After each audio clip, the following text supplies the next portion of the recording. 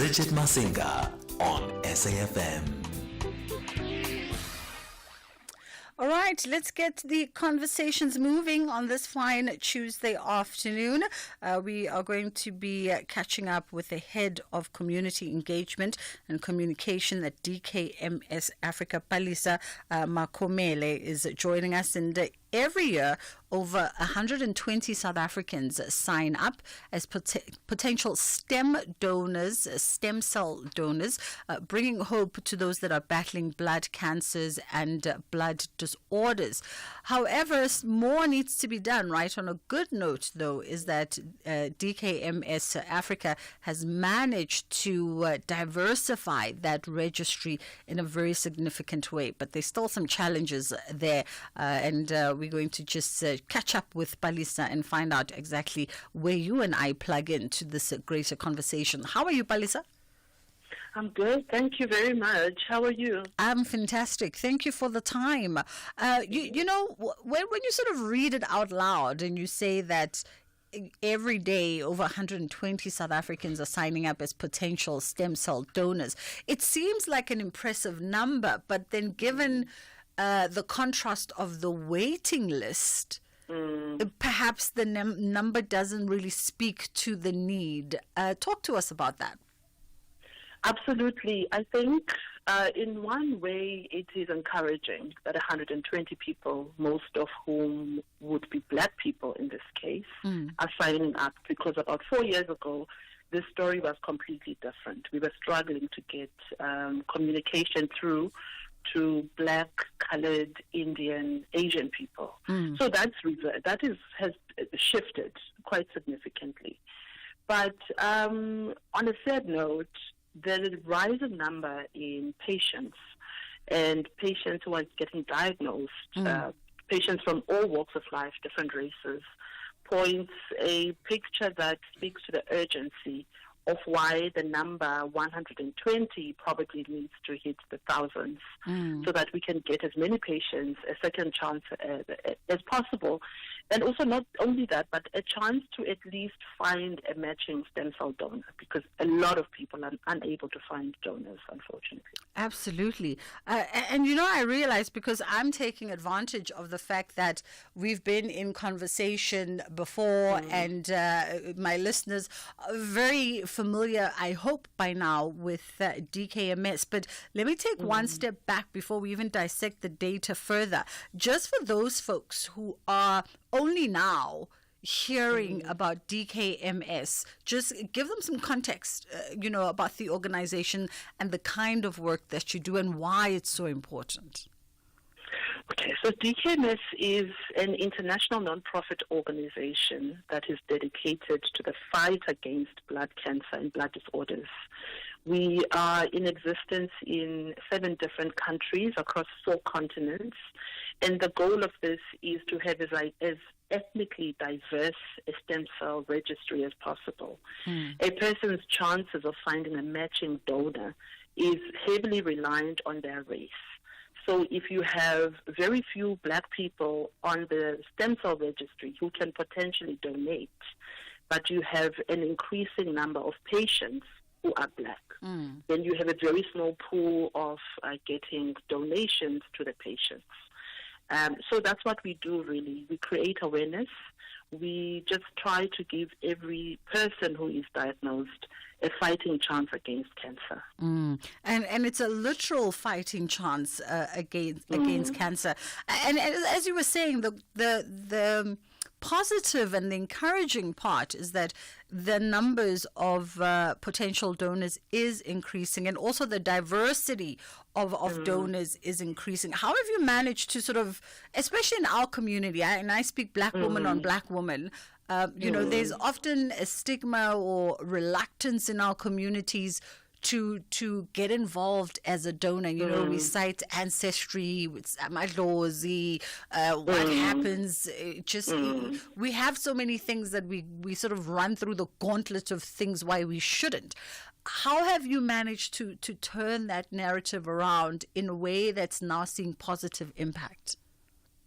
Bridget, when people ask me, how is it like to work within an organization that does this kind of work, I can tell that they think it's a very morbid kind of space, right? Because we work with patients and we have to deal with really life-threatening issues. But I always say that for me, it's probably one of the most creative places I've ever worked in. And that is because of exactly what you said, that we work within such a diverse community, which is our country, with so many different languages, so many cultures, so many myths and misunderstandings about the causes of and the treatments of cancers, that we always have to find a way to speak to ordinary people. That's our job. Yeah. We go to universities, we engage with the families of patients. We have to get consent for everything that we do from families. So we try to engage them and involve them in everything that we do. So we do like patient drives to try to get a person's immediate community involved, firstly in understanding what they have and also in telling the story. Because yes, we're looking for donors, but we also want people to be able to point out what an early symptom is, so that they themselves can get help, right? So we use radio, we use storytelling, we use social media, we go to universities, we go to churches, we go to hospitals. We're going to Limpopo next month to a center there that treats cancer patients. We try to be the friend that you can call on when you are in a different situation, in a difficult situation. And this takes creativity, you know. There's no protocol for what we do. There's no blueprint for dealing with people. We just try to go with a very empathetic but very pragmatic approach, which is that we are going to find donors and we're going to create the tools and the language to explain what the issue is and to also compel people to join us and to register. And I think the number 120 every day is testament to that. When we came from a place where we were getting 3 people daily, and that was very bleak. Wow. So I think we've made some big strides. We have a lot more people wanting to tell their stories, which means that we've started to destigmatize blood cancers, you know. People think that if I get cancer, I did something wrong, or someone within my bloodline did something wrong. And that's absolutely not the case. So it's extremely creative in that sense, and we try to be very pragmatic about the kind of help that we can offer, both on a clinical side alongside doctors, but also on an emotional side. Yeah. Because we're working with people who firstly had never heard of this. They never thought they could ever get it. And they're basically struggling to travel to hospital and back to get chemotherapy. So we try to cover all these bases with the patients that we work with. Yeah. And I mean, and that I love just sort of also the approach, as you say, there's no protocol to how you guys go about raising awareness, touching communities and impacting families in a real way, giving them a second lease of life. Let's talk as well about as much as, you know, we come from 3 to 120, which is more than impressive. But what I read is every 10 new registrations increases the chances of patients finding that life-saving match, because that match registry, that donor registry in this country, a lot of people don't understand how long it can be. And I remember last year speaking to one of your donors who also says, you know, some of these diagnoses are also a little bit rare, and so you have to wait for the absolute right person. Exactly. You have to wait for the absolute right person, because this entire process goes with your genetic markers. So when a patient has found a donor, we say you are genetic twins. You may not be a genetic twin with your own family members, with your own family member, and with your own family members. So your sister could possibly not be a genetic twin to you, but it could be a stranger somewhere in Australia, or could be someone in Nigeria, could be someone in the UK. And our goal is to try to find this person. So you can imagine what this process looks like, right? Here we are a network of people who are very passionate about this kind of work. We go out, we talk to people, we try to get them to understand, we wait for them to sign up, and then we send the kits to our lab. and then you're found to be a match. How unbelievable is that? I mean, it's ridiculously unbelievable. But we are able to make these connections between people, and we're able to speak to them and to engage them, and to help them find hope and to find value in wanting to help somebody else. And in many, many cases, and complete stranger. It's not someone within their own family. Are you able to give us some kind of idea, perhaps, of how long it might take somebody on your database to be able to, and I know it's obviously case-on-case dependent, but on average, how long it might take a donor or a donor to find a match, or a diagnosed patient to find a match?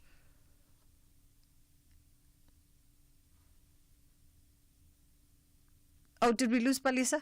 Oh, man, we lost Palisa. We're going to try and get her back on the phone. And last year when we spoke to DKMS, they got introduced to us via our Tuesday conversations around health. And then we started just having frequent conversations with some of the patients who were recipients to the stem cell donations that, ordinary folks like you and me had made to them. And there was really some compelling stories. I just can't remember the lady we spoke to, and I think, if memory recalls, she was a lady, and she had found, like you heard, it's about genetic match. None of her siblings, none of her family members, no one close to her was a potential donor for her diagnosis.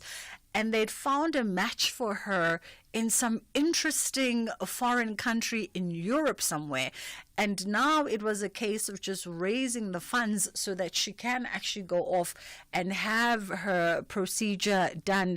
And it was just such an interesting story, because in her case, it was like literally one in however many hundreds of thousands of people, because it was so rare. And we've got Palisa back, and I think we're going to continue the convo a little bit on the other side, just looking at the time. But I just wanted to find out from you quickly, Palisa, if do we have an indication of, generally on average, how long does it take to be able to match a patient with a potential donor? When we started, I think about 3-4 years ago, we would say it could take anything from 5 years, 10 years before you got the call. But what we're seeing is that with the increasing number of registered donors, it's taking months. And this is particularly the case with Black people, because we were the least, we were the race with the least chances of finding a match. Now we have another issue, that we've increased the number of registered donors, but when these donors are called for the part of donation now, we are not able to always get them, because again, they feel scared, they feel frightened of the process. So now we've achieved the one. Now we need to stretch it to get people to really go through with the actual donation of the stem cell. We're going to take a quick pause for the headline news, and then we'll come back on the other side and we'll continue exploring that element of how do we now get the people who've tested and they've gone through the process of screening to now actually show up as donors. It's just gone 1:30 on The Full Circle with myself, Bridget Masinga. Thank you, Bridget. In the news headlines on SAFM, I am on Delambana, and a very good day. The 9th victim of the Pinar mass shooting outside a tavern a week ago in Pinar outside Mbombela in Mpumalanga has died in hospital. 6 victims died on the scene, while another 6 were rushed to hospital, where 2 succumbed to their injuries. Northern Cape Premier Zamani Soro has expanded his cabinet to 9 portfolios after the appointment of 2 more MECs, and the Companies and Intellectual Property Commission has announced that it will embark on a mass deregistration of companies that have not met their obligations. A full update follows at the top of the hour. Owning a small or medium-sized business takes courage, skill, and determination. The Clientele Legal Business Plan is there to protect, guide, and assist your business in managing the legal risks. Let us handle your labor matters, employment contracts, CCMA referrals, and so much more. Our team of professional lawyers are standing by to assist you. SMS SAFM to 42770. That's SAFM to 42770. Clientele General is an authorized FSP and licensed non-life insurer. T's and C's online. Standard rates apply. We've upgraded. Our new GIS-linked national address database lets us connect with you better than ever before. By visualizing licensed and unlicensed households nationwide, we can ensure timely communication. Our payment reminders are a crucial tool to help you stay compliant and avoid penalties, empowering you to take proactive steps. Efficient electronic communication helps us collect fees seamlessly, bolstering the SABC's mandate in line with Section 27 of the Broadcasting Act. TV licenses. Pay yours. Make a difference. Bridget Masinga on SAFM. All right, we are continuing our conversation with Balisa, Head of Community Engagement and Communication at DKMS Africa. And as we went on the break, it's very interesting that on the one hand, you've managed to increase those daily donor registrations from 3 to 120 South Africans that are now signing up as potential stem cell donors every single day. But now it's the folks not making themselves available for the actual donation. So what is the miss there? Like, because I figure once you are brave enough to actually go through all the screening and everything else, you must have processed this in your head, and you are ready to go and make the donation when the time comes. We did a study over 2 years ago to look at what the drivers and barriers of stem cell donation are in South Africa, and actually in all the DKMS countries. And South Africa, India, which is where we have an office, and Chile, we're quite similar in the outcomes of this study, which said something like we are very religious countries, and that this is usually a big driver towards wanting to do something else, and that we believe in helping other people, right? So we help without even being asked to. But the downside to that is that in these countries also you experience very limited economic resources for the population. So if I am a breadwinner in my home, and I've taken the step of registering, but now this is a process I'm not 100% sure of the outcome of.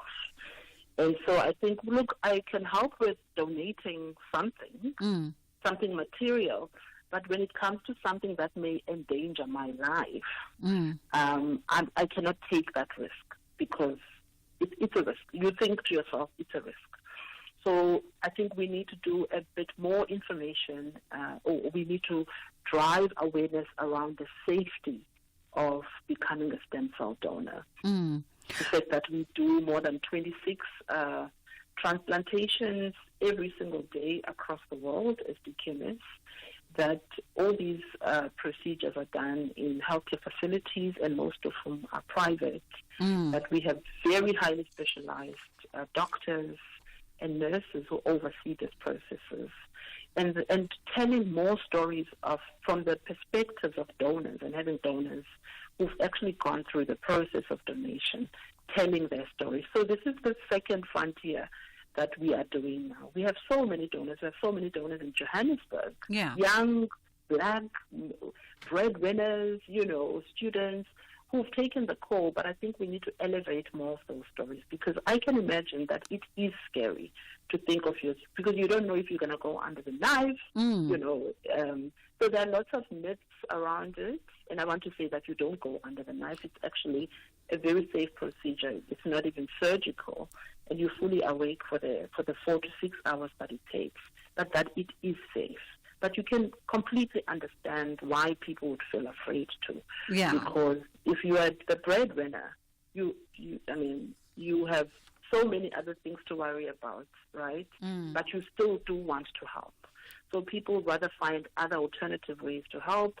But you can tell that the initial call was there. Like you're saying, that the internal pool was there when they registered. Now we just need them to understand that it is completely safe and that there is nothing to be scared of. Maybe we will be under extremely good hands.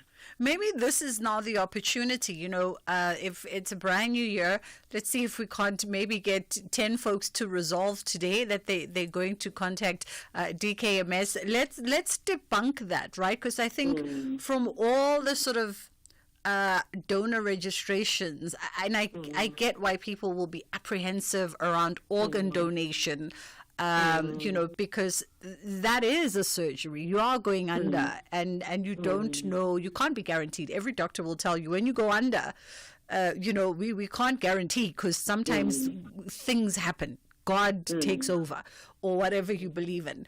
If it's your time, it's your time. But let's debunk the myth around, how you guys go about the procedure of stem cell extraction. So, because your body is replenishing the stem cells as you live, as you sleep, you can't feel the stem cells. The stem cells in your body replenishing themselves because you're healthy. In an unhealthy person's body, the stem cells are either coming out almost malfunctioning, which means that they feel sick all the time. So what we do is that we need your body, the healthy person's body, to produce lots more stem cells that will then be taken from their body to be given to their genetic twin. So you get injections to make your stem cells grow a bit faster, right? So that your body produces more stem cells.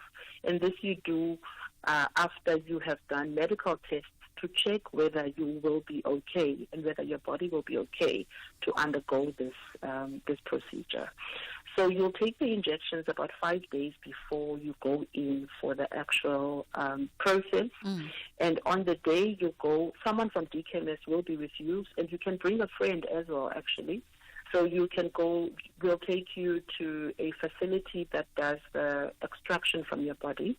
There's two injections. There's one that goes on your left arm and one in your right arm. One injection takes the stem cells with your blood, because we bring the stem cells into your bloodstream, right? So it goes into your blood through a stem cell separator machine. This machine separates the stem cells from your blood. So the rest of your blood goes straight back into your body, and the stem cells, which is just a bag, goes out of your body. Right? Yeah. It goes into this bag. And this is the life-saving juice that goes. This is what this person needs. It's this bag that this person needs. And this bag has the potential to give them a chance to live, to give them more time with their children, more time for children to go to school, to experience a childhood, to allow them to not live a life that is confined to a hospital or a life of bleakness. It gives them hope. So the process itself takes about 4 to 6 hours, depending on the speed at which your body is bringing out the stem cells. It could be less or it could be slightly more. But a lot of people who go through with the process are so happy to go through it that their mind is always on the genetic twin. They kind of go into this mode where they are just wanting the stem cells. They're just thinking about the other person because they've already made it so far, and I think they've dealt with all the doubts in their heads, and they've decided this is something that I'm going to do. And I'll put my fears of needles, I'll put any fear that I have, and I'll be comfortable with the fact that I'm doing something that I hope that had the tables been turned around, that my genetic twin would be doing the same thing for me today. Absolutely. I mean, to be, I've taken a couple of injections in my lifetime, and no one likes the needle, but I think I can kind of gauge that the 5 days prior, the injections that you're taking there, we're not talking those big ginormous needles that put the fear of God into you. No. We're just talking those cute little ones that you just doop doop, and then They are cute. things keep moving. It feels like a mosquito stung you, and you just keep moving. And in the 4 to 6 hours, as you say, where you're awake and alert, it can bring You're a fully book. awake. You're watching a book. You're playing games with your friend who's supporting you. We're feeding you. You're okay. You're sitting on a bed. Yeah. And you are fully awake. You're fully awake. I know one of the myths was that stem cells get taken from your bone. That is not done. In very rare chances, that's done. But the DKMS, the one that we do, and specifically in South Africa, is the one where the stem cells are taken from your inside your bone, from your bone marrow into your bloodstream. So that's the peripheral procedure that we do. And we do it with students. I mean, you can imagine students have thousands of things that they're thinking about. But really, once they empathize and they kind of go through this process of doubt, some are really sure that this is absolutely what they're going to do. Others, it takes a bit of time, but I know that on the other side, people are always ecstatic, and all they think about is the well-being of their genetic twin and this person that they're trying to save. There we go. And they're hoping that the stem cells are going to help them. So I think that's the beauty of it, really. That's the only thing to focus on. Palisa, we appreciate the time with you today. That was Palisa Makubele, Head of Community Engagement and, of course, Communications at DKMS Africa. They are online if you want to find them. They are easily found, and you're able to contact them and take this conversation further with them. And hopefully we've given you some sense of what happens and the importance of stem cell donation, and also just running through the practicalness of the process. It's not invasive at all. You're not going under. No one's like, it's not invasive. So it's something that you can do, and then you just write off the day as, a day off, take a sick day, and you go do some good. Let's take a quick break, and then we'll come back on the other side and get into stages, pages, screens, and more. The National Pulse, weekdays, 3 to 6 p.m. Is it fair to say that maybe Ramaphosa has gone silent at this point in time because he has so many domestic fires to put out in this rather unusual coalition called the Government of National Unity? I think Ramaphosa and the ANC will regain some of their supporters and popularity if they dealt with the Zimbabwe problem, if they dealt with the political issue in Zimbabwe. If you look at what's happening in Mozambique now, Mozambicans are not cowardly like us Zimbabweans, so they've gone out to the streets. 250 people have died already fighting against the rigging of elections. Hopewell Chinono, award-winning journalist. This is the National Pulse on SAFM. All podcasts can be downloaded on safm.co.za. Stages, pages, screens, and more on The Full Circle with Bridget Masinga. All right, we're catching up with the director of Khonsi, which is being staged at the Soweto Theatre. Disimelo Makanda joins us now to tell us more about this powerful and thought-provoking play that's also addressing critical issues that we face in South Africa today. How are you doing this afternoon, Disimelo? I'm good, thank you. Thank you so much for taking the time. All right, Khonsi is the name of the production, and you're staging it at the Soweto Theatre. Give us some context and some background around the story. Khonsi, before I start, it actually means it's enough. It's enough. And it is a dance choreography which uses contemporary dance and African dance to tell stories of women who are survivors of gender-based violence.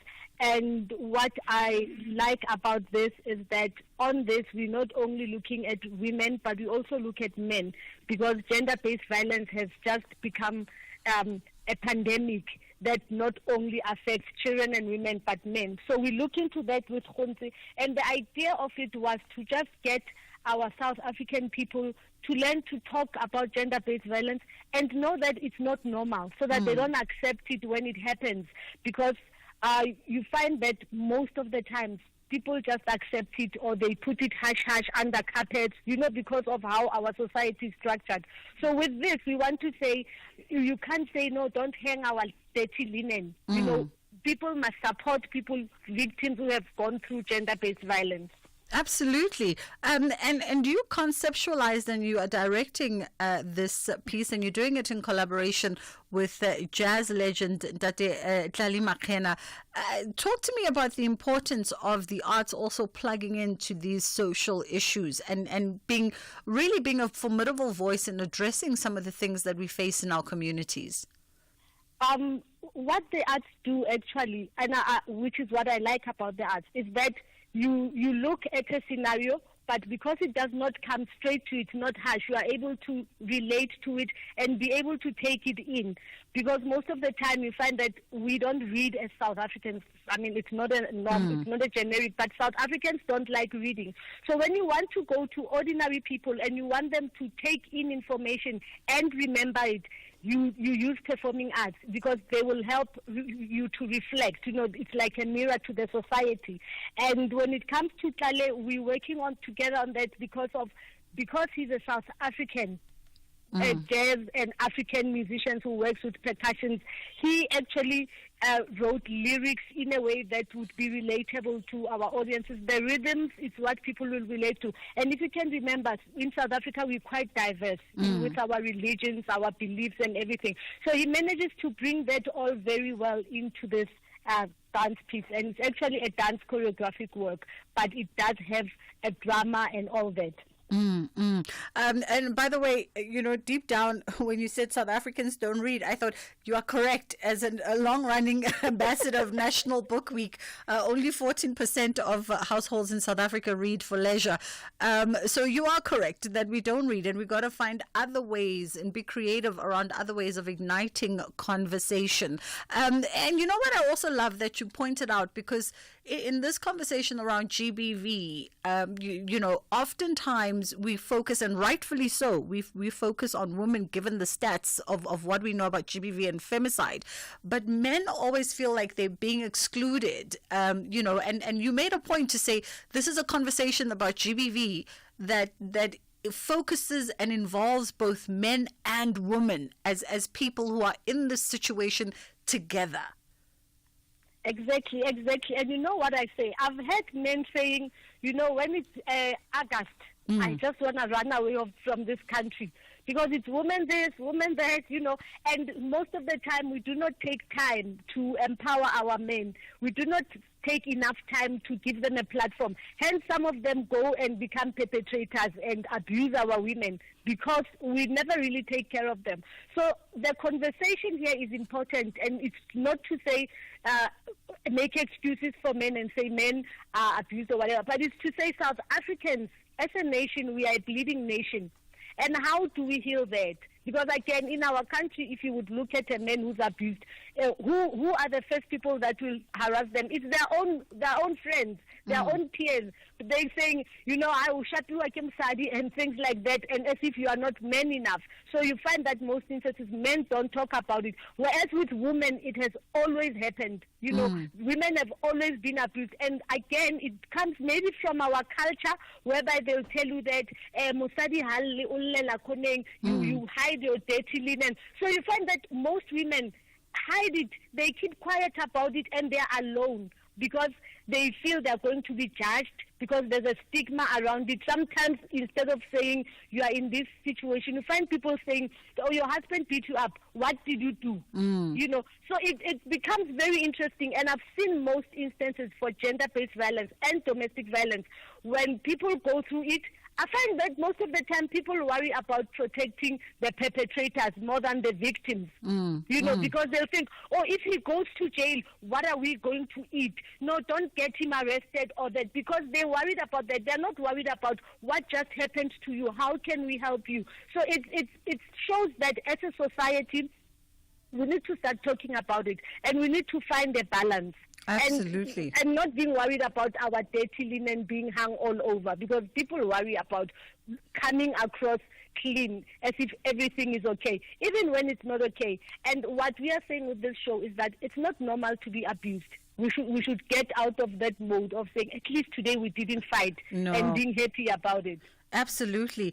Disimelo, we have to leave it there for today, but we are all in with you airing the country's dirty laundry on stage for this one. Khonsi is the name of the production. It's being staged at the Soweto Theatre, and you can log on to the theatre's website to secure your tickets via the Soweto Theatre box office.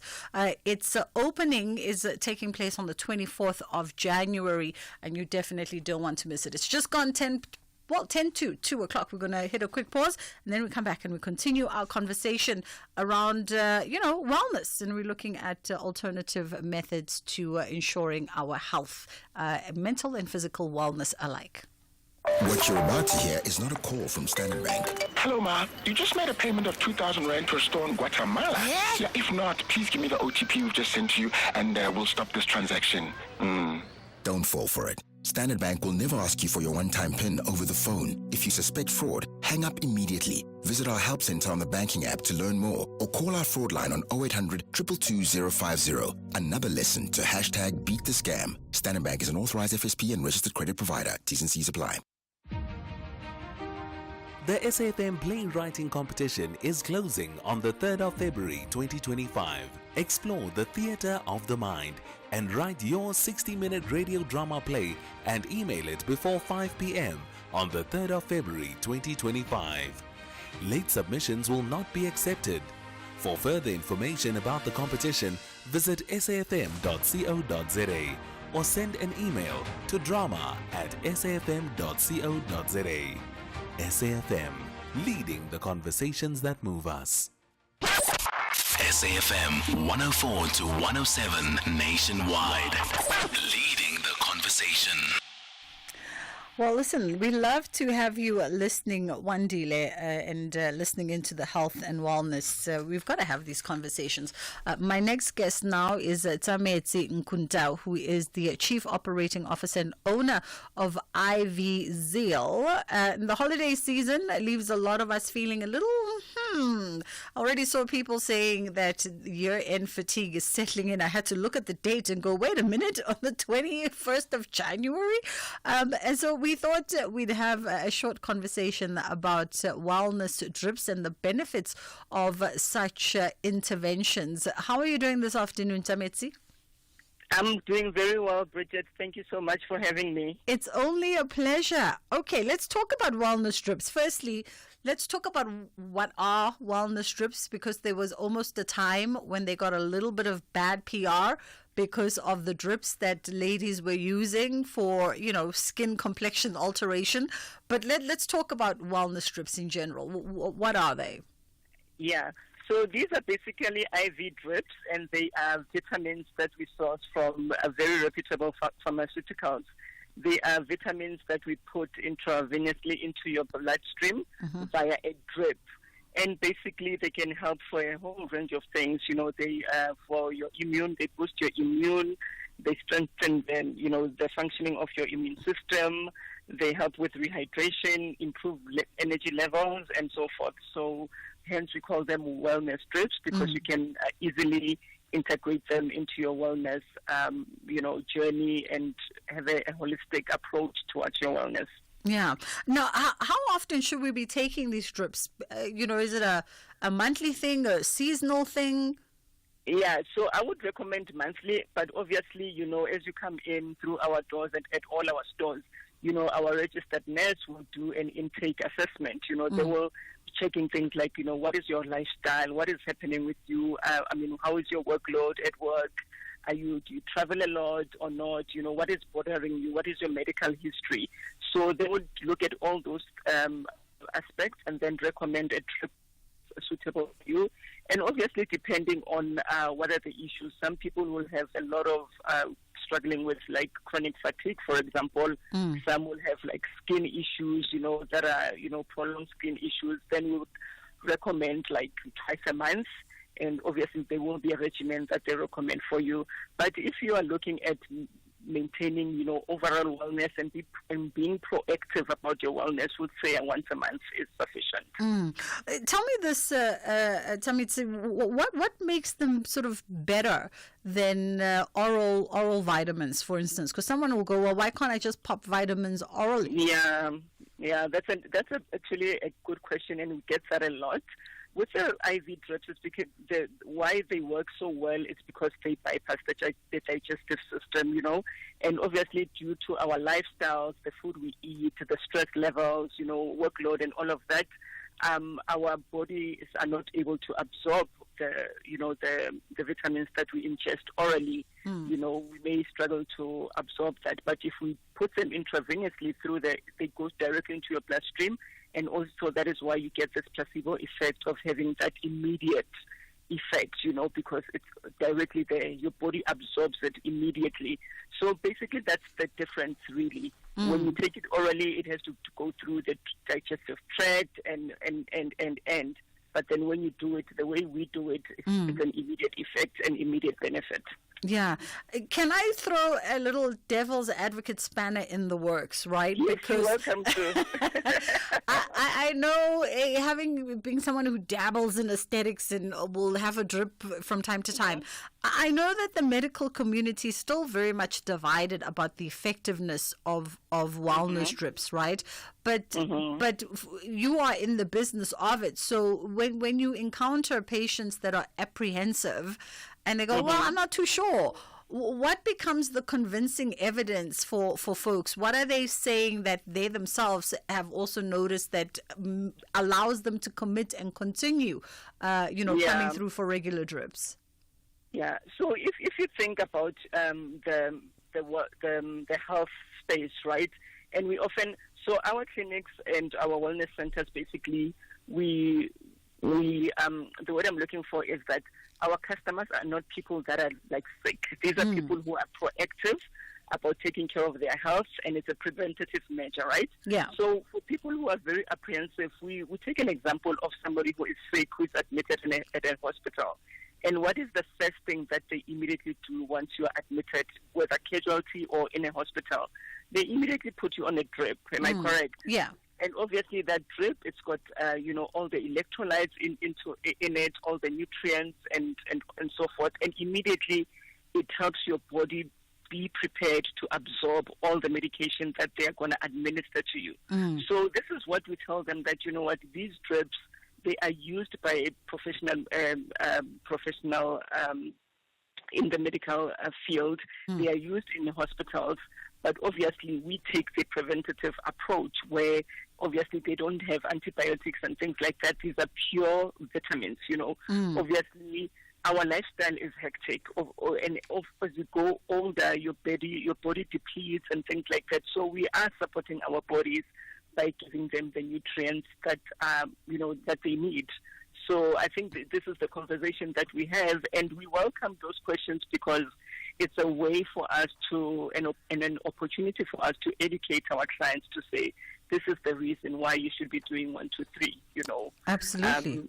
And obviously, once they've had the experience, definitely they are, they are convinced, they come back, they feel better, they feel good about themselves, and they see the value in it. Absolutely. We've fast run out of time, but I appreciate you coming through and sharing some knowledge on wellness drips and the benefits thereof. That was Tsametsi Nkunta, who is the Chief Operating Officer and owner of IV Zil. So if you haven't tried it yet, and there's a whole host of drips, we were really talking about immune booster drips, wellness drips, but you can also have hydration drips, you can have beauty drips for that beauty glow from the inside out. There's energy drips. There's even Babala's drips, by the way, if you've gone on a bit of a bender and then you need to just wake up, So there's Babala's drips as well for you to try. And just my rule of thumb, as you heard, just make sure you go to a reputable, certified either medical practitioner. Your GPs also offer drips now, or if you go to an aesthetics doctors, which are essentially doctors, especially if they're going to be administering injections, then they are all board certified doctors, and if they're not, then you are in the wrong place. Right now, though, it is the top of the hour, and it's time for us to get into the news. Remember that theft, accident, and 1 million rand liability cover, all covered by Outsurance Essential. And get yourself a quote today by simply SMSing car to 43187.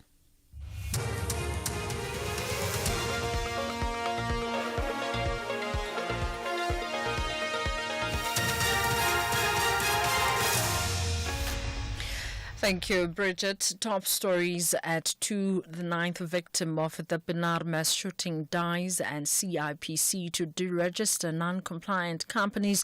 For SFM News, I am Ondelambana, and a very good day.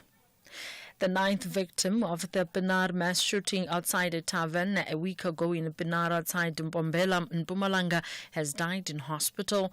6 victims died on the scene while another 6 were rushed to hospital where 2 succumbed to their injuries.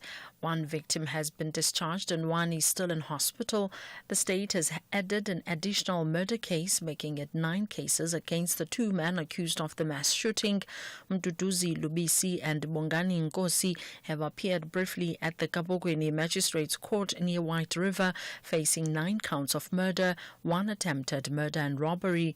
Legal representative Nkosi Mpile Maluka has addressed the court about the decision regarding the abandoning of bail. Your Worship, I confirm my appearance on behalf of accused number 1. Your Worship, in the last occasion, we applied for a postponement for us to be able to apply for bail, Your Worship.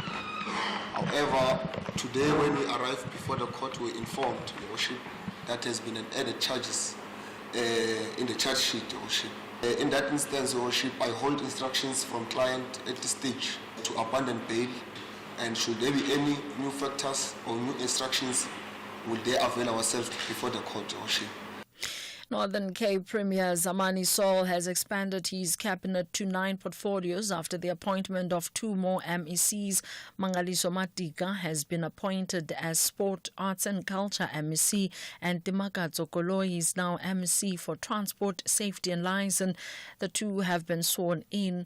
Saul has reneged on his commitment of downsizing his cabinet and keeping it to 7 MECs. Saul elaborates. After careful considerations and extensive consultations, I have taken the decision to add 2 members to the Executive Council of the 7th Administration. It is my view that in appointing these 2 members of the Executive Council, we will help to strengthen the capacity of the provincial government. I have appointed Mr. Mangaliso Matika to serve as the MEC for Sports, Arts and Culture, and Ms. Osas Koloi to serve as the MEC for Transport, Safety and Liaison.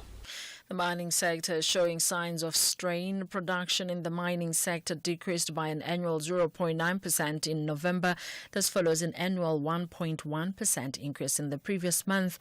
The largest negative contributors were gold, iron ore, coal and diamonds, while platinum group metals and chromium ore were the largest positive contributors.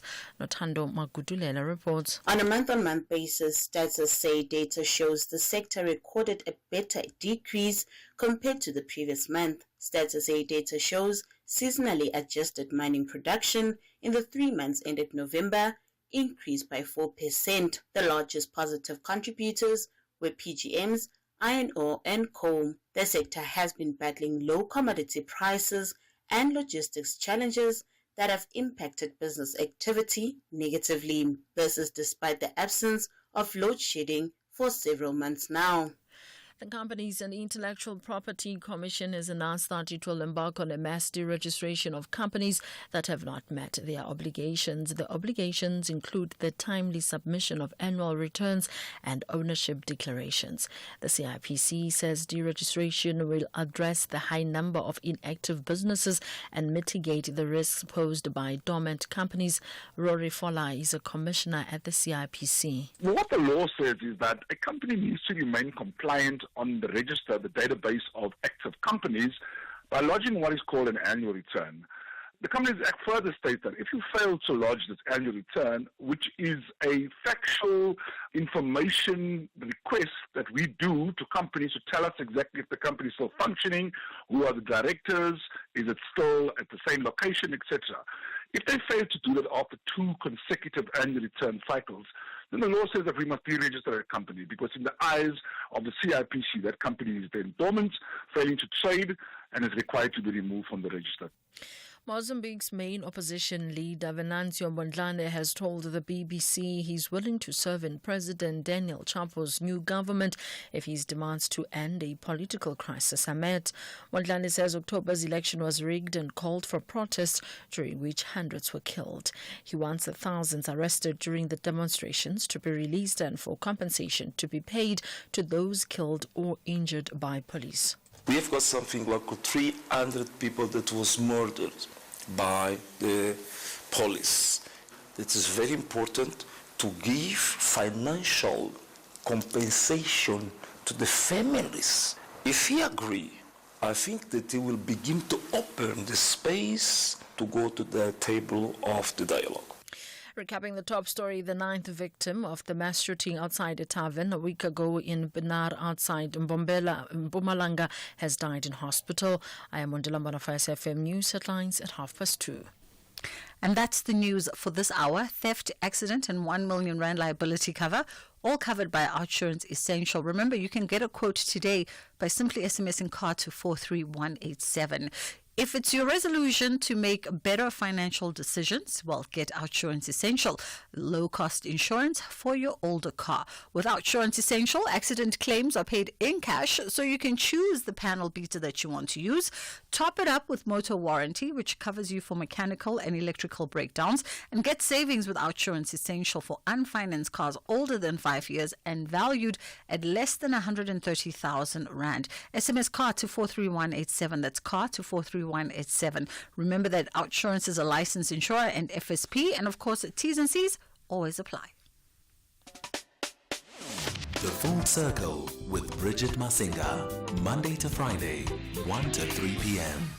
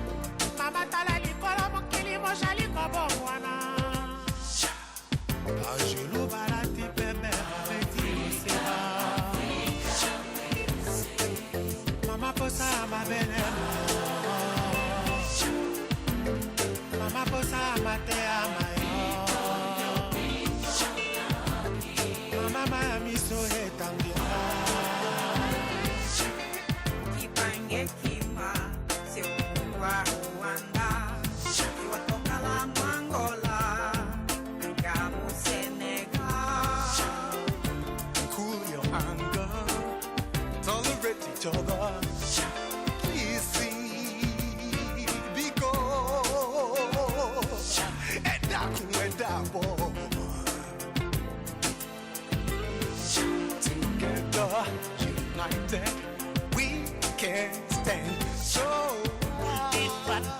Wake up, need wake up.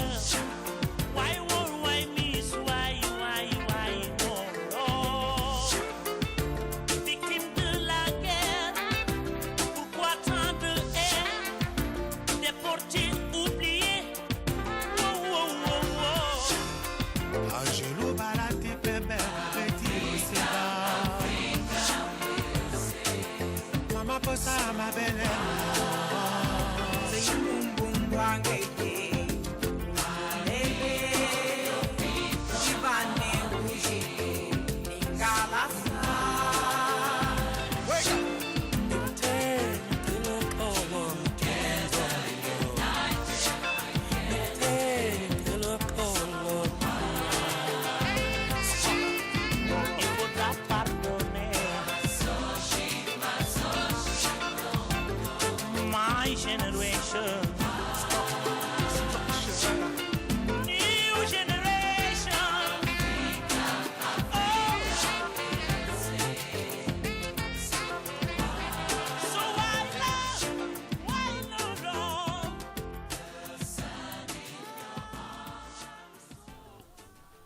That was Papa Wemba coming through, and Jabukanyile on this one. The song So Why. That is how we enter 2 o'clock. It's just gone 10 past 2. Wonderful offering from the continent right there. Right, so we're going to be having... Oh, excuse me, a burst of wind. That's not what we're going to be having. We're going to be having a conversation with a dietitian, our registered dietitian, and we're looking at mastering portion control and tips for a healthier lifestyle. We know that this is on the agenda and on the cards of a lot of folks, especially this time of the year. When we get into a new year, we're just also thinking about how are we proactive around our health, right?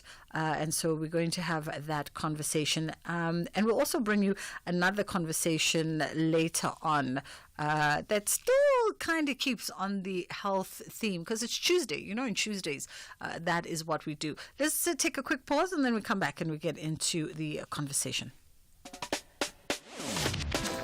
Bridget Masinga on SAFM.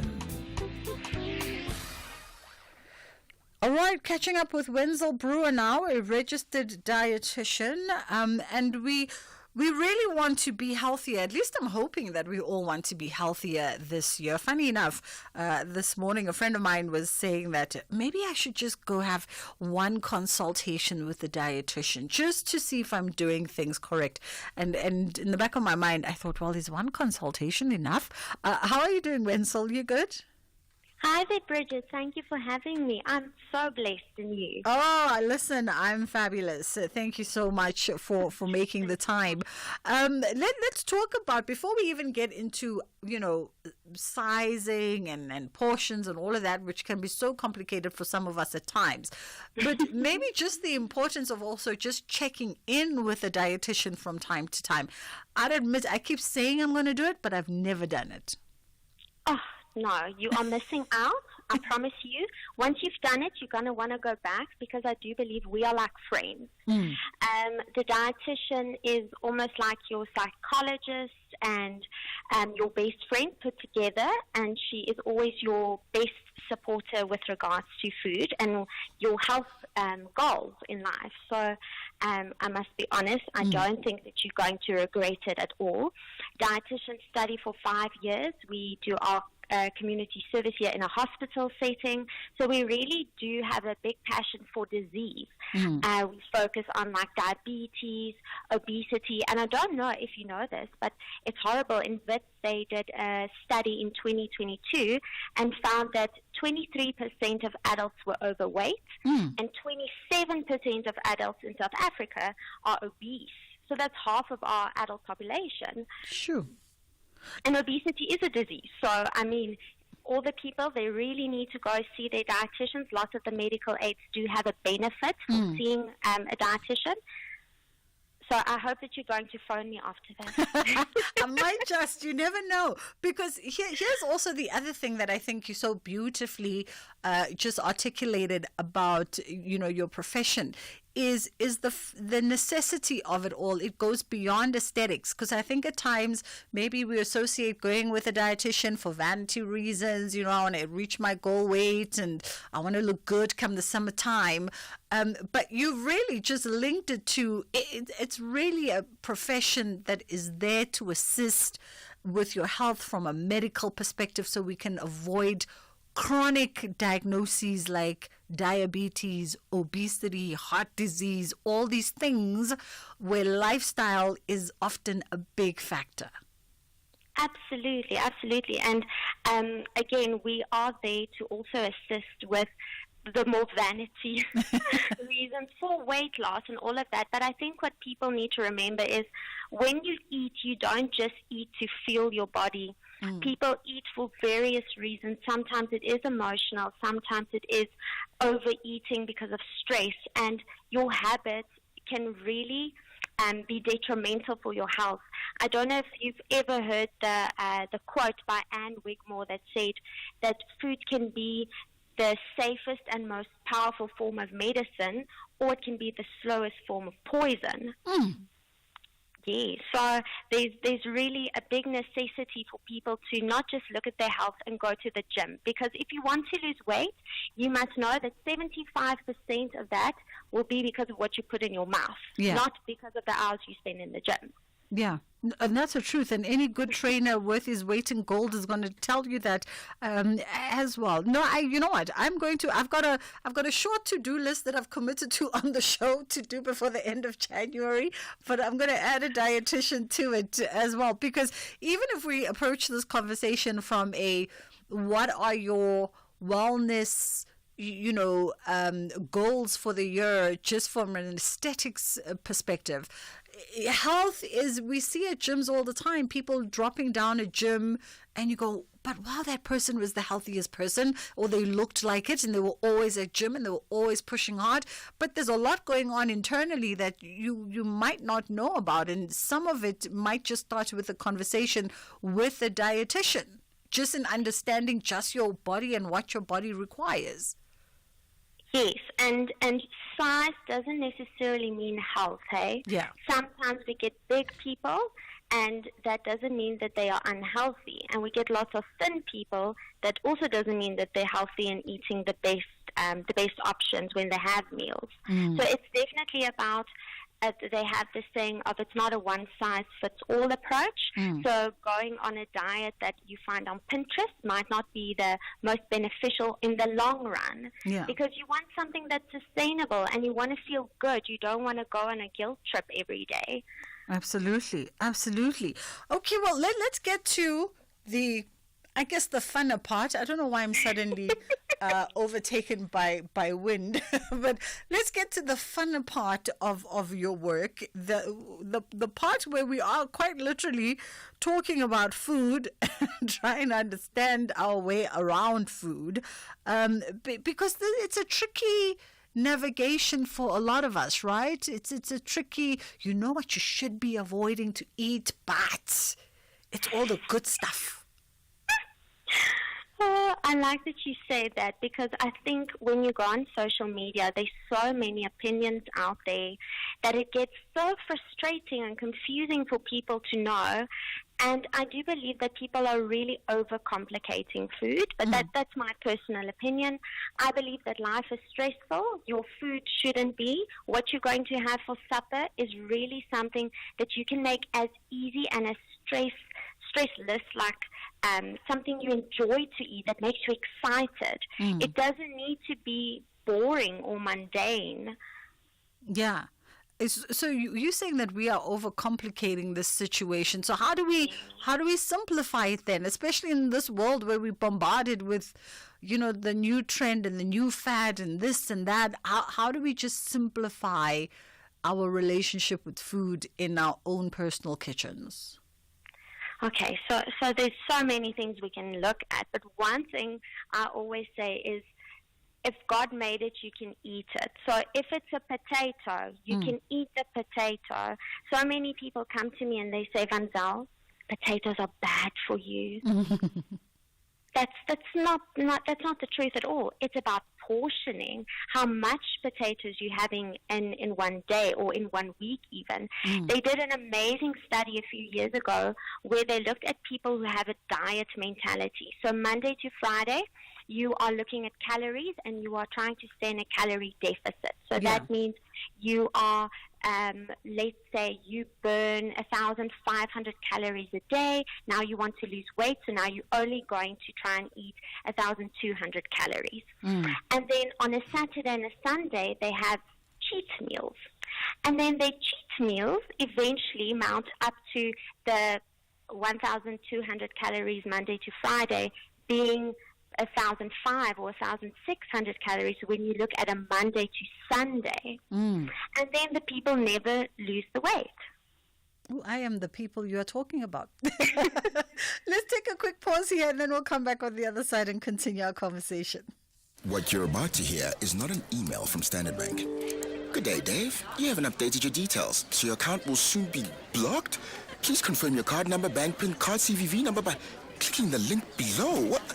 Don't fall for it. Standard Bank will never ask for your banking details in an email. Visit our help center on the banking app to learn more or call our fraud line on 0800 222 050. Another lesson to hashtag beat the scam. Standard Bank is an authorized FSP and registered credit provider. T's and C's apply. Here, there, and everywhere. SAFM 105.1 FM in Johannesburg. Alrighty, we are in conversation with registered dietitian Wenzel Brewer joining us now, and we're just navigating this conversation around healthier choices, because in 2025 we're getting healthier, wealthier, and happier. This is our commitment: healthier, wealthier, and happier, by force or by fire.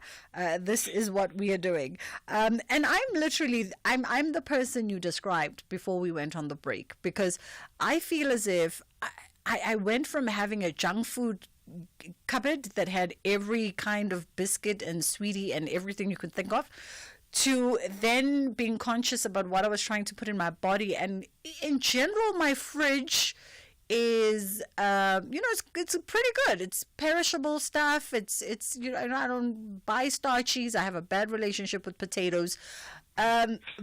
But I think my cheating becomes a bit of a problem. And so one day of cheating becomes, every other day of cheating becomes, I feel like a quick, fried chicken from that fast food outlet that I like, that's got a lot of salt in the chicken. And so that becomes the gauntlet that I have to run in my mind all the time. Do you find a lot of people struggle with just trying to navigate themselves around that internal dialogue every day? Yes, I do. I first want to say 2020 thrive. It's going to be a year exactly of that. Thriving in life and health and happiness and all of the above. So with that being said, I do believe that people, again, they overthink it. So you mentioned something about you don't have a good relationship with starch. Yes, me and potatoes, we love each other, but we also know how bad we are for each other. And I like to overload my potato. So I'm not going to eat a clean potato. It will be a potato that's loaded with other things. Okay, so did you know that technically you can have a potato and you can load it with things, but you can just load it with better options. Okay. Talk to me, I'm all ears. So the problem with the overeating thing is when people take their favorite things away from a meal, eventually they binge on it because the craving becomes too much, and then they give in.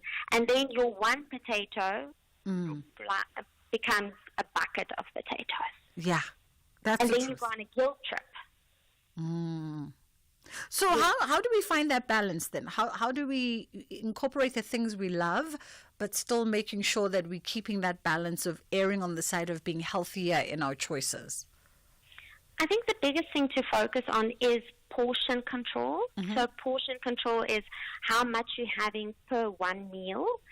And then there's so many easy ways you can use, things you can use. There's the plate model, which focuses on half a plate of non-starchy veg, like your spinach, your broccoli, your green beans, and then a quarter of the plate being your lean proteins, like fish, chicken, beef, and quarter of a plate of starch. So that's your potato. Or my favorite that I love to use because it's more individualized is using your hands. Okay. So a potato, your starch is always the size of your fist. And then I always tell the ladies, it's not hubby's fist, it's your fist. All right. If you like the potato, it's going to be one medium potato that's the size of your fist in the plate. Then the palm size is your protein. Okay. And then trying to always focus on the leaner proteins, things that are not deep fried. So rather grill the fish or grill the chicken. And then 2/5 are your non-starchy vegetables, so your salads, your greenies, and the thumb of fats or oils. And then if I can kind of help you to paint a picture of this meal, it would be a boiled potato. It would be a grilled fish with lemon and thyme, the size of your palm.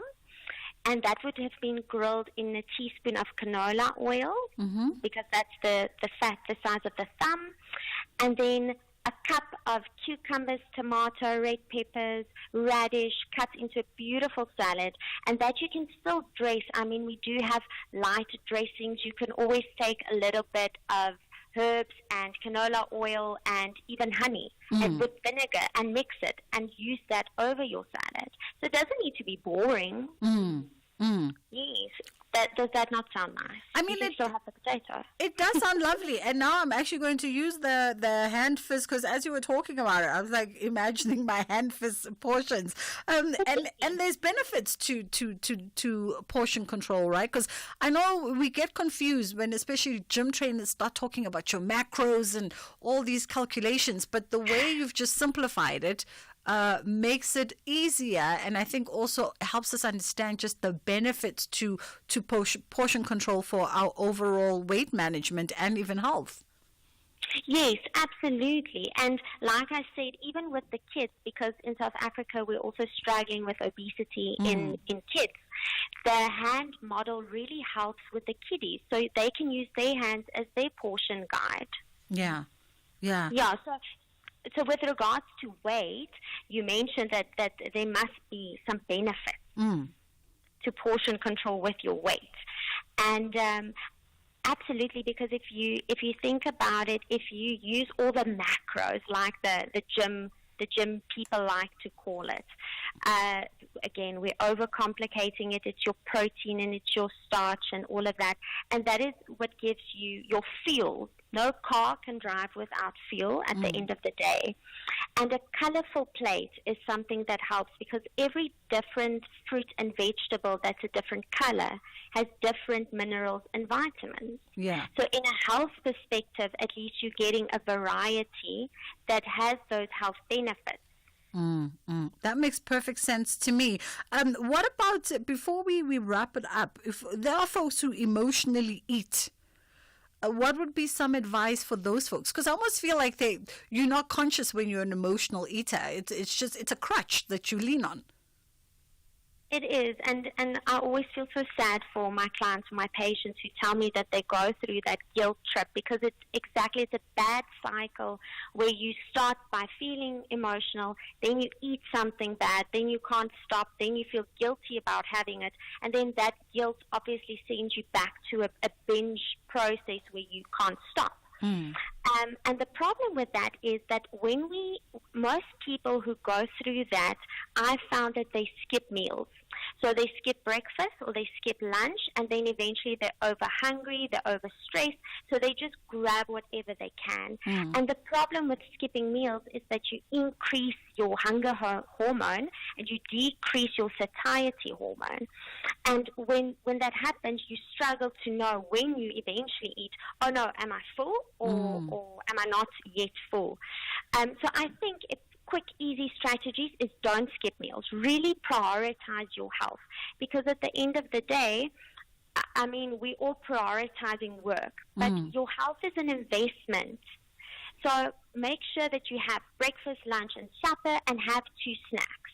Then I do believe you need to prepare your meal. So on a Sunday, take 2 hours and meal prep. Put raisins and nuts into small Ziploc bags, and make sure that you have different colored fruits. Make sure you have a low-fat yogurt to take to work with you, so that when you wake up in the morning, you do have leftover protein that you can put in a low GI wrap for lunch. And there you go. You've got an entire day's food. You don't need to overthink it. The food will be there, because otherwise, if the food isn't there, you're going to be overly hungry, and you're going to go get that takeaway that's very high in salt. Well, listen, you've just changed my mind, because I've been craving that fast food, very salty chicken the whole morning. So I'm going to hold strong until I get to the house and prepare myself something healthier. Wenzel Brewer, thank you so much for the advice going into the new year. And Wenzel is a registered dietitian. It's 2:30 on Delay, standing by with the headline news. Thank you, Bridget. In the news headlines, Deputy National Director of Public Prosecutions, Advocate Rodney de Kock, passed on. De Kock has been diagnosed with an aggressive form of brain cancer in December last year. The 9th victim of the Pinar mass shooting outside a tavern a week ago in Mbombela, Mpumalanga, has died in hospital, and the UN Secretary General Antonio Guterres says it was critical that the United States remained a leader on environmental issues. He was reacting to the US President Donald Trump's decision to withdraw from the Paris Climate Change Agreement.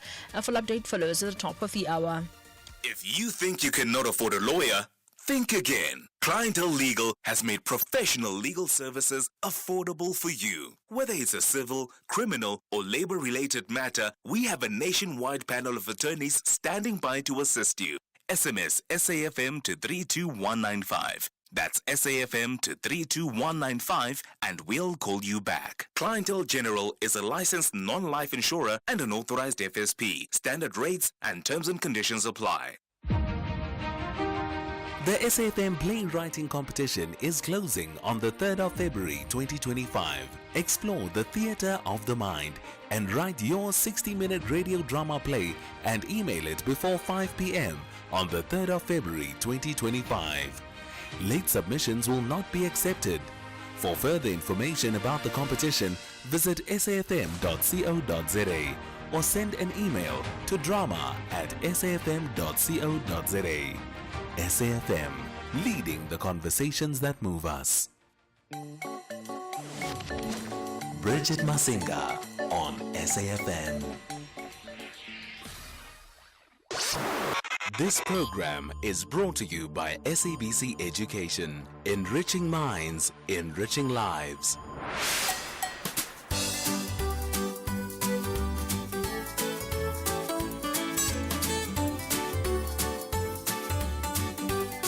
Hello, my name is Renee Angel Menkobera.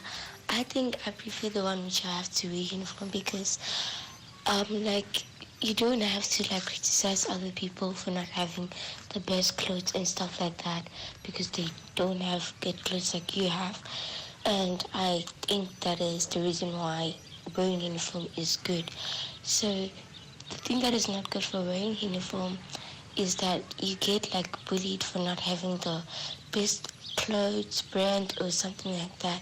Hello everyone, my name is Loretta Zintle and I am 12 years old of age, turning 13 on the 28th of September.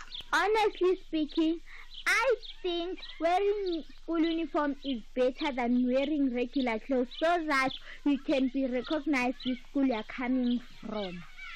And wearing school uniform does enforce discipline. I think wearing school uniform is better than wearing regular clothes so that we can be recognized which school we are coming from. Thank you. Hello everybody, my name is Tulifelo Mweng and at my school we wear uniforms and our uniform is flexi. But I do feel like we should all wear uniforms in our schools because I feel like some kids are gonna envy other kids when their parents buy them fancy new clothes and other kids won't have nice fancy clothes such as other kids. I think it's a good idea for us to wear school uniform to symbolize the school, represent our school, and also shows pride and belonging and dedication and dignity to the school. If we don't wear uniform, some kids might not have the cool clothes that they want because their parents can't afford them, and that's not gonna feel nice for them because they're gonna see other kids with nice clothes and they're gonna start to envy those kids, which is not good for their social development. My name is Wanzi Shangwane. At my school, we wear uniform. Personally, for me, I prefer schools that wear uniform because everyone is the same and everyone is equal. Whereas schools that do not wear uniform, there's some sort of peer pressure or bullying adapted into it. And I say this because at times you'll find your friends have the latest tacky and you feel pressured to buy it, but you can't really afford it, and most of your friends have it. So it leaves you in a situation where you feel very left out and you don't feel very good inside. And I say bullying because sometimes you wear an outfit and you'll find people that will make fun of your outfit and tell you how ugly you are. So when you guys all wear the same thing, no one can really bully or laugh at the way you're dressed because it's the same thing that they're dressed in. I feel that the good in wearing school uniform is that everyone is equal, and even if there are scandals of bullying, it won't be because of your uniform. Good day, everyone. My name is Kawikazi Mayana and I'm 12 years old. We still wear uniforms in our school. I prefer the school with uniform because everyone will be wearing the same thing and it will look super duper neat. The good of wearing uniform is that it makes the school look neat and it encourages teamwork. I think schools should not wear uniforms because you can be comfortable and you can wear what you like at the same time. Thank you for listening and goodbye for now.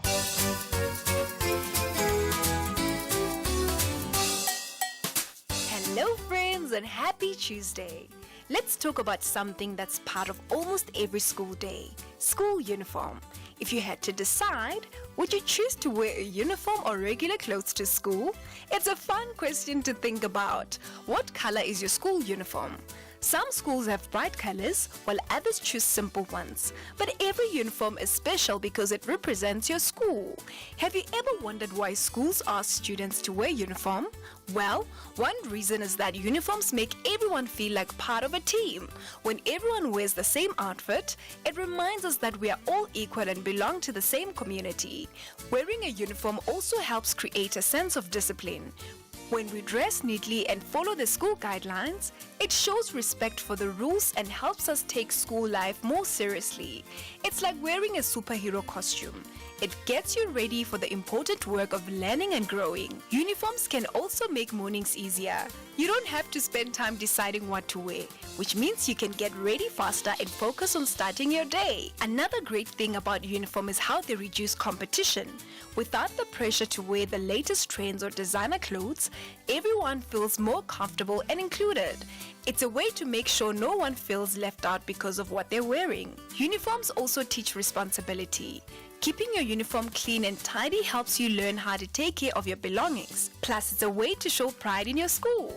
Wearing your uniform tells the world, I'm part of this great school and I'm proud to be here. No matter what you wear, it's what you do in school that really matters. Whether it's a uniform or regular clothes, the most important thing is to show kindness, respect, and enthusiasm every day.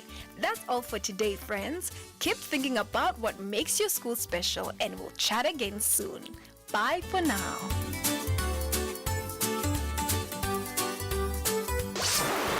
This program was brought to you by SABC Education. Enriching minds, enriching lives. Outsurance has another random fact for you. In 1998, 500 grams of sugar cost about 3 Rand. Now, it's about 20 Rand. There's nothing sweet about how the cost of living has gone up. But even in times like these, Outsurance is committed to saving you money on your car insurance. SMS out to 30754. That's out to 30754 for a quick and easy way to save. Let's hear what Rosemary has to say about the saving on her 2019 Ford Figo.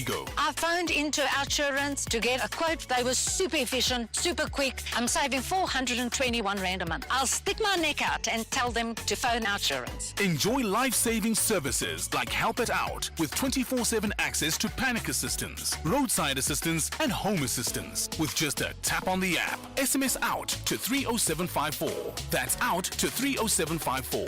With Outsurance, you always get something out. A licensed insurer and FSP. Limits apply. T's and C's online.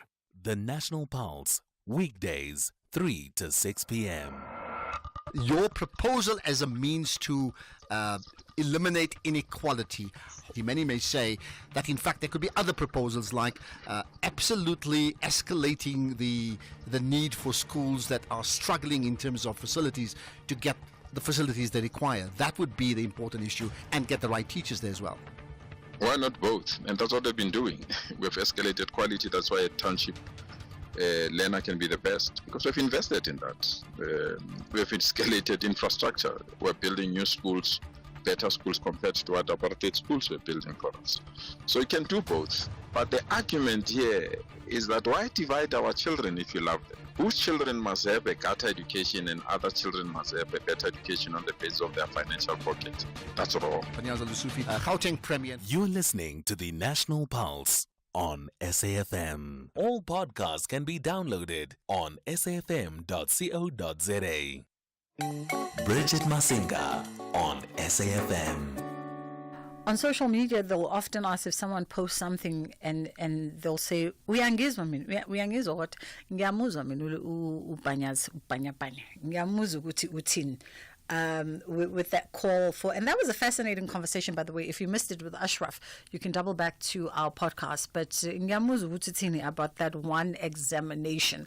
And if the argument is that IEB writes the more aggressive is the wrong word, examination, writes the better examination or the harder examination, then why can't we incorporate that into, the one paper? Whichever of the two papers is the strongest paper, whichever of the two papers shows and exemplifies the better of quality education. Because I hear his argument when he says that essentially kids, when they leave the secondary school level and enter the tertiary level, they are essentially competing at the same level at school. There is no curriculum for kids that have come out of traditional government schools, state schools. There is no curriculum for kids that have come out of IEB schools or any other kind of model. You go into tertiary and you are learning from the same thing and you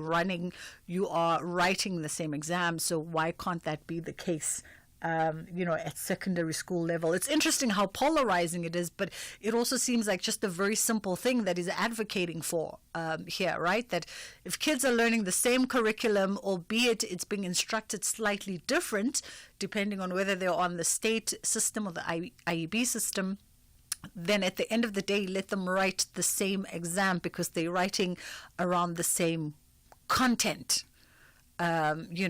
Let them write around the same exam. The other things that he spoke about were also the historical sort of construction of the education sector was quite interesting to also hear. You can double back on that podcast and listen to that. But we should have these conversations and come to the table at some point down the line with some kind of consensus of how we move forward as a collective. But we also can't avoid the conversation, and we can't be combative when the conversations are being brought to us.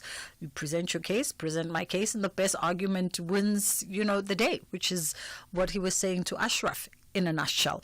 Let's get on with it. Sonia Carstens now, spokesperson for the Motor Industry Staff Association, and we are going to be just looking at some of the conversations and the data that has come out post the festive season. So Transport Minister Barbara Creecy yesterday, I think, in fact, was giving that media briefing, and she announced that over 1,500 people died on South African roads this festive season, in over 1,200 fatal car crashes, of which was interesting, 41% were pedestrians. So that also warrants that we unpack what exactly that means.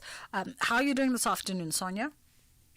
Good afternoon. Thank you for having us, and saying good afternoon to your listeners as well. Thank you for taking the time. We appreciate it. What I actually did not... because I was on air, preparing to go on air when the minister was giving this brief yesterday. So I didn't take into mind whether or not these stats speak to maybe an improvement. It's a weird word to use, right, when we're talking about fatalities, but whether or not the numbers have dropped from last year, or whether or not we're seeing an increase in road fatalities and road accidents. It's very unfortunate, but there has been a 5% increase compared to last year. And I think that's the reason why we are also concerned. We saw a very high increased presence of law enforcement officers on our roads, which was great to see. I mean, they really did well, and we are very proud of what they did. But despite of that, we saw a 5% increase, and that's very alarming. And interesting, because that also speaks to maybe our relationship and that trust deficit between us and police officials? Because if you're saying, and actually when you said it, I'm just thinking I did take a little bit of a drive between Joburg and Mpumalanga, and there was visible policing all the way through, more so than one season any other time of the year. But 5% increase does not reflect the fact that we were more cautious given the environment that we were operating in. Exactly. According to the minister, the law enforcement officers issued 711,000 fines for various offences. This includes 23,600 fines for drivers who failed to wear their seatbelts, another 16,900 for motorists for using their cell phones while driving, and then another 16,500 for vehicles that were found to be roadworthy. They've also arrested almost 9,550 motorists for drunk driving, speeding, and other violations. So if you listen to these figures, you would think that the figure would have dropped, that we would have seen a very good, a much safer, we would have a much safer road. Yeah. But that's not the case. And the provinces highlighted by the ministry is KwaZulu-Natal, where we had 304 fatalities in 247 fatal crashes. Sure. Gauteng, where we had 235 fatalities from 224 fatal crashes. And then the Eastern Cape, 351 fatalities from 168 fatal crashes. So that those three provinces are really the worst, and that's very concerning for us as a trade union.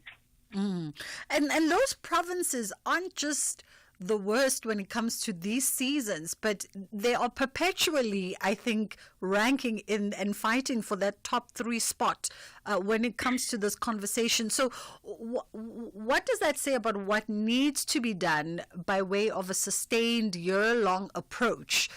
Because we also can't realistically think that we can curb people's behavior over a month, when for the rest of the 11 months, we kind of relaxed around it and people get accustomed to getting away with things. Well, Misa is saying, firstly, what we see out of this stats is that the law enforcement on pedestrians specifically is lacking. If we say that pedestrians are responsible for 41% of the fatalities, we want law enforcement officers to find them, to arrest them if they are illegally on the roads. And this talks to jaywalking.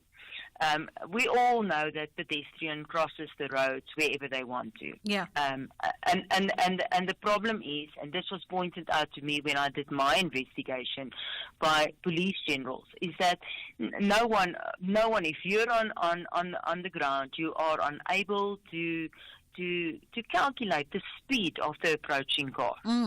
So you think you've got a minute or so to just run past, but you don't, because there's no way that you will be able to correctly calculate what speed that car is driving. But when we look at law enforcement officers, they focus on the motorist. Obviously, that's also part of the job. But we would want to see a specific statistic in here that focused on pedestrians as well. No, you're not allowed to stand on the middle lane and run past. Yeah. This is where there's a bridge. Rather go and cross the road at the bridge. But we don't see people doing that.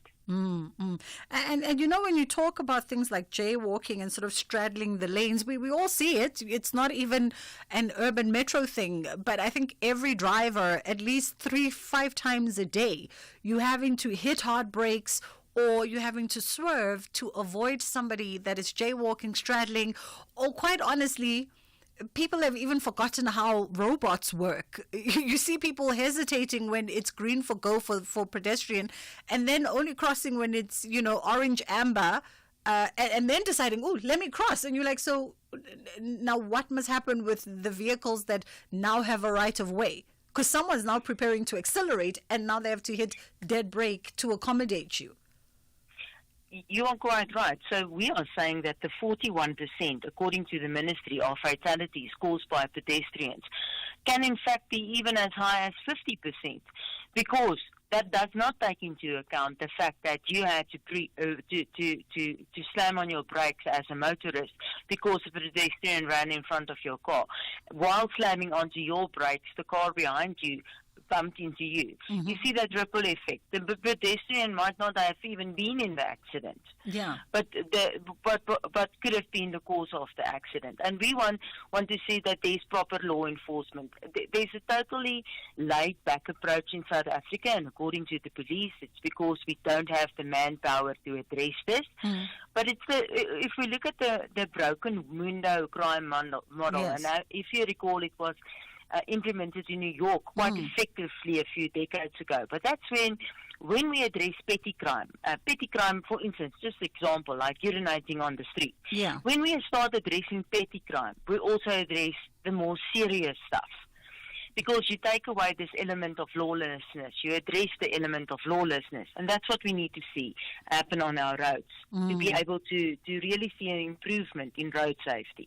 Absolutely. And I'm so glad you speak of the broken window policy, because it's something I often make reference to in casual conversations when people go, well, why are we paying attention to, loitering and jaywalking and cleaning up the streets? Because it's those little petty situations when you overlook them. So you condone a particular behavior by the collective of society, and it just then people push the boundaries until the point where you have complete and utter chaos and lawlessness. And you've got to nip it in the butt immediately when you see the smallest little thing. And I understand the argument around maybe, the lack of resources and the lack of funding for police units. But then what is the conversation around perhaps awareness? And if we go back to presumably when you and I were in primary school in the 90s, late 80s and 90s in high school, we had a lot of road traffic awareness education that kept on being reinforced. Is that still happening in our schools and communities? No, we believe it's not. So we believe that that's where we need to start, create much more awareness. We used to have much more, even television campaigns about road safety. Yes, I think that funding is a massive problem. But if you are able to give out 711,000 fines to motorists, you've got the resources to find pedestrians at the same time. You've got the resources to create more awareness. Simply by being visible, there was already more awareness created. But that was not enough. So we need to do more, and we need to start at a young age, at school level, not even school level, at creche level, to educate our children. There should be funding for that, even if we have to approach the private sector and get funding for that. But that's a very important factor that's lacking here. Absolutely. I want us to quickly jump to WhatsApp 061-410-4107 if you have a thought to share as a pedestrian or a motorist or just a road user. With myself and Sonia Carstens, we welcome your input. 061-410-4107 is our WhatsApp line. Good afternoon, Bridget. Bridget Masinga is saying, yes, things will happen because bylaws are no longer applicable in South Africa. You have traffic cops who do not even care when they see a person crossing a freeway. The public indecency is no longer something that is an offense towards the law enforcers. We have people drinking and doing whatever in the streets. And some of those people are seen by the police officers or metro police or law enforcers. They just leave them to do as they wish. So we'll carry on with this loss of life because of people who don't care. People drink and go to the streets or walk there and get killed by the cars. Thank you. Yeah, we definitely have just like a plethora of things that we need to get correct. And I live in a very congested four-ways, and I get to see how we all interact. As much as I'm sure everybody, when you're on the road, you get to see how when you talk about public indecency, oh, it's my pet peeve. Public indecency, weird loitering. Just the inconsideration of each other, the impatience, because even us as motorists, we also are very impatient with each other. How many times have you gotten to a four-way stop and the robots are not working at a big intersection? We all know what needs to happen because we all got our K53, but everybody's just like, I want to go now because I'm in a hurry. And you go, but if you just paused and you allow Sonia to cross path, and then there's some order in how we do this thing. There's no need for us to almost get into an accident because everyone is so impatient. But some valid points that you are bringing up there, Matibuche, definitely agree with you. How do we, Sonia, and I don't know how factual this is, but I'm hearing rumblings also of people just being deliberately reckless on the road, and I know I'm harping on poor pedestrians, but I'm hearing rumblings on pedestrians being deliberately reckless on the road and endangering themselves in the hopes that we do bump them so that they can go claim from the road accident fund. Are we seeing this trend? Yes, indeed. I also checked on that. So according to the police, this is a trend that's been there for years, but it's also on the rise. Same as the vehicle spiking incidents that we have, which is a new modus operandi of our criminals. But what they say is, for instance, if you are in the CBD, if you are driving slow in a neighborhood, that's when someone will simply just jump in front of your car, knowing that you will bump them, but not necessarily cause the death. And then with that bump, they can submit a claim to the road accident fund in the hope to get something out of it. So that's also a very, very sad reality of the social injustice in our country. The high unemployment rate. That's part of it's another form of what people do, desperate people do, to try and generate money, and that's also something that should be addressed because it is on the rise. Wow. I mean, I don't even want to know what it feels like to be bumped just a little bit by a car, let alone one traveling at 40 kilometers an hour, because I think, yes, I might not kill you, but you're definitely going to have some achy and pains for a while to come there.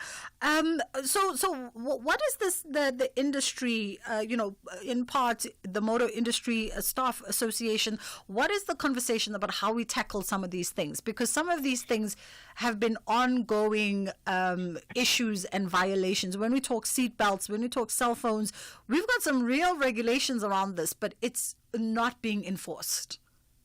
Well, from our side, we're putting a lot of pressure on the Department of Transport. Obviously, we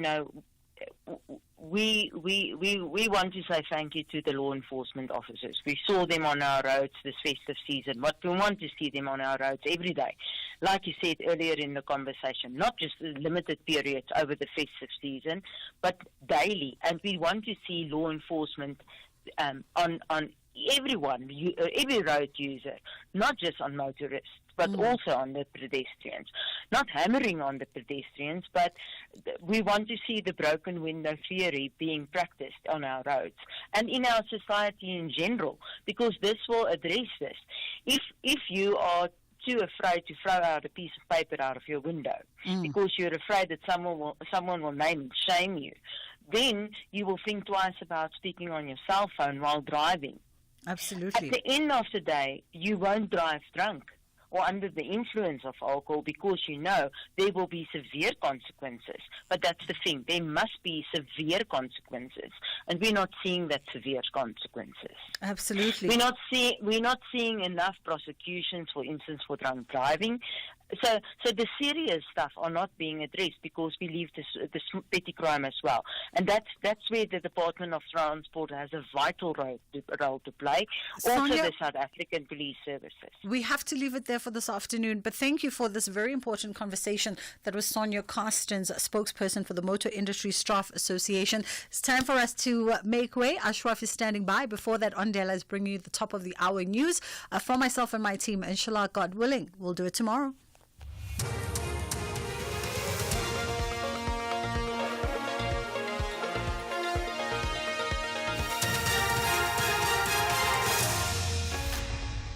Thank you, Bridget. Top stories at 3. Government intervenes in Soweto taxi routes dispute and Guterres response to Trump decision on Paris climate change agreement.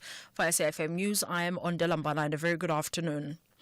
The Gauteng Provincial Regulatory Entity has officially declared that Soweto Taxi Association, Nanduwe, has the right to operate on routes which have been at the center of disputes with the rival group Wata in the township. The GPRE regulates public transport in the province. The two taxi groups have engaged in violent and often deadly clashes for years, leaving passengers stranded. Gauteng Roads and Transport Department spokesperson Lesiba Mpia. We, as a Department of Roads and Transport, are calling for calm from all parties to avoid possible violent clashes between the affected parties. And we're assuring the public that as the state, as government, we are going to do everything in our powers to ensure security and safety of all the affected people.